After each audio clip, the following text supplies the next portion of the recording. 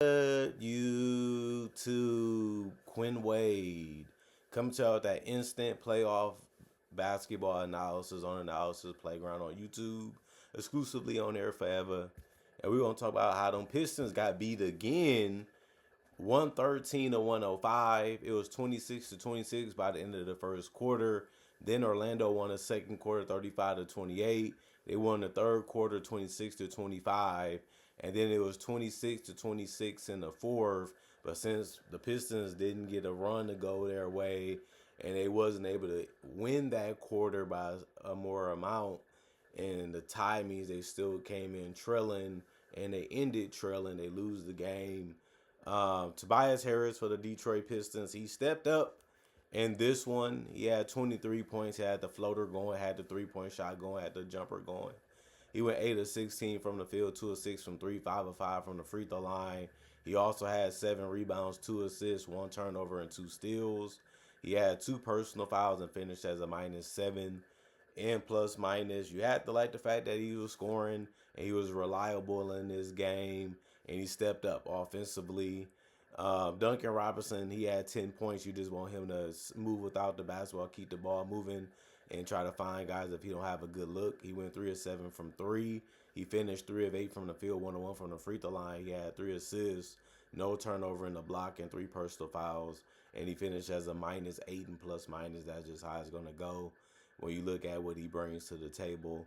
Jalen Duran still hasn't found himself in this series. 27 minutes. He took 10 shots, which is more than the other games, but he only went 3 of 10 anyway. Got blocked a couple times, although he did have 5 blocks in this game as well. He only had 8 points. He was the only starter to not score in double figures in points. He went 2 of 2 from the free throw line. He did lead the team in rebounding with 9. He had 1 assist, 3 offensive rebounds out of the 9. And on top of that, he fouled out. And that's something that you just can't have happen to him because he's that important to this team. On both ends of the court, he had a 0 and plus minus. Cade Cunningham played 41 minutes. He had 27 points. He couldn't really make the jump shots a lot in this one. He finished 8 of 23 from the field, 3 of 10 from 3, 8 of 9 from the free throw line. They wanted him on the perimeter. They wanted him, you know, taking tough shots. They swarmed him. They made things difficult even when it came to passing.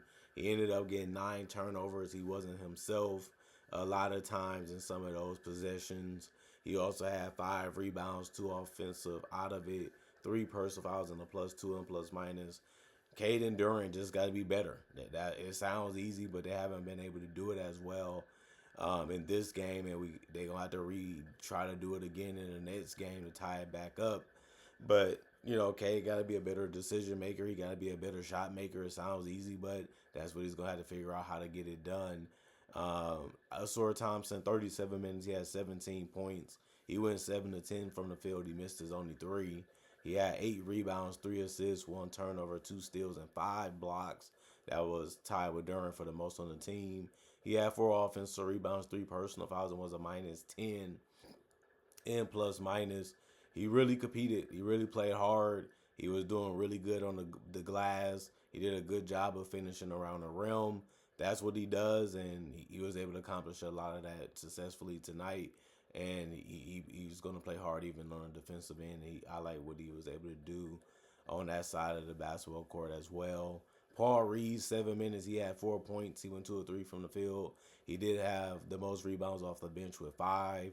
No turnovers, 1 offensive rebound, 3 personal fouls. And he finished as a +1 and plus minus. You just like that he was able to play at a high level off the bench. Isaiah Stewart played 12 minutes. He had 3 points. He finished 1 of 3 from the field, 1 of 2 from the free throw line. He did get 3 rebounds, no turnovers, and a block. 3 personal fouls and was a -6. And plus minus just was alert to find ways to get as close to the rim as he could, even though he only made 1 of the shots. He still was able to get to the free throw line as well. Javonte Green went 2 of 6 from 3. They was open, so he took them. He was able to make a couple of them, and he gave you 6 points because of that. 1 rebound, 1 assist, 2 turnovers, and a steal. No personal fouls in a -3 and plus minus. Karis LeVert, 4 minutes. He ended up making his only shot. He did have 1 rebound, 1 turnover, no personal. Was a +2 and plus minus. Kevin Herter played 15 minutes. He went 0-2 from the field. He missed his only three as well, but he did have one rebound and 5 assists. And he always has been able to do that. Take his scoring away. He will try to hit you with the pass to find an open teammate. Just up to them to make the right play or the shot that's there. He had no turnover, one steal, one personal foul was a -1 and plus minus. And Jenkins played 7 minutes. He had 5 points. He went 2 or 3 from the middle. He made his only three. He did have 2 rebounds, no turnovers, one personal foul. It was a -10 and plus minus. He had a positive impact to me on the game with his shot selection and his shot making when he was out there for those 7 minutes. I didn't have a problem with what he did. And then Orlando Magic, every single starter scored in double figures for them. And that was great to see. Paulo led them with 25. Besides that, Bane had 25 as well. And they both played 38 minutes. Paulo did go 6 of 17 from the field and 2 of 5 from three. So he didn't shoot the ball the greatest, but he did go 11 of 14 from the free throw line. And I always said the hardest thing about Paulo is keeping them off the free throw line. They wasn't really able to do that in this game, and he ate real well because of it. 12 rebounds as well, so he finished with a double-double. And then he hit him also with the 9 assists. We got to find a way to stop him. We got to find a way to get the ball out of his hands when we can. And then he was able to crush him with the 9 assists. He had 3 turnovers, 3 steals. That was the most on the team, tied with Anthony Black. And then he had 2 blocks. So he gave you some two-way play a little bit in this one. 2 offensive rebounds, 3 personal fouls, was a +6 and plus minus. Franz was doing really good and helping them close the game. Hit some big perimeter shots in the fourth quarter that helped them stay ahead and be able to beat the Pistons in this one. The Pistons did make it tough, and the Magic answered the right way back. And 34 minutes for him, 17 points. He finished 7 of 18 from the field, 1 of 2 from three, 2 of 2 from the free throw line. He had 5 rebounds, 6 assists, 1 turnover, 1 steal, 1 block, 1 offensive rebound, 3 personal fouls, and was a +19 and plus minus. Wendell Carter Jr. had 37 minutes played. He ended up having 14 points, had a really, really good rebound offensively that helped them seal the game against the Pistons as well. He was a big part of what they did in this game. He went 5 of 9 from the field, 0 of 3 from the three-point line, 4 of 5 from the free throw line. He had 17 rebounds. That was game high in this one for both teams. 3 assists, 4 turnovers, 1 block, 8 offensive rebounds out of the 17. And then he had 5 personal fouls. It's tough to stop the Pistons. They're very athletic. They're very quick and very knowledgeable. So he got caught a couple times, but he was a +8 and plus minus. And then, like I said, Desmond Bane really helped him throughout the entire game from start to finish. 38 minutes, 25 points, 9 of 18 shooting from the field. But he did a good job driving, but did a better job shooting the three. And that's something that he didn't really do a lot in the series, but he was able to shoot real well from three in this game. And he went 7 of 9 from three. He did have 7 rebounds, 1 turnover, 1 steal, 1 offensive rebound, 3 personal fouls, was a +9 and plus minus. Jalen Suggs, he played 33 minutes. He had 15 points. He went 5 of 12 from the field, 3 of 8 from three, 2 of 2 from the free throw line. He had a solid game, didn't shoot the ball great or bad. He did have 3 assists, 3 rebounds, 5 turnovers though, and then he had 5 personal fouls. He's small, but he is going to compete, and sometimes that can work against you, or sometimes it can work for you. It was a mixed bag in this one. 1 offensive rebound, +2 and plus minus. Jamal Cain get open, try to hit the wide open shot. He did get fouled though.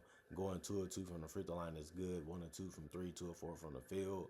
1 rebound, no turnovers, 1 personal foul, and a +12 and plus minus. Tristan Da Silva had 9 minutes. He went 0 of 2 from the field. He did miss his only 3 as well. No turnovers, 1 personal foul, and a -4 and plus minus. But Todd Zay was able to get a nice block, 2 boards, 1 of 3 shooting from the field, 2 points. In 11 minutes, he had 1 offensive board, 1 personal foul. It was a 0 and plus minus.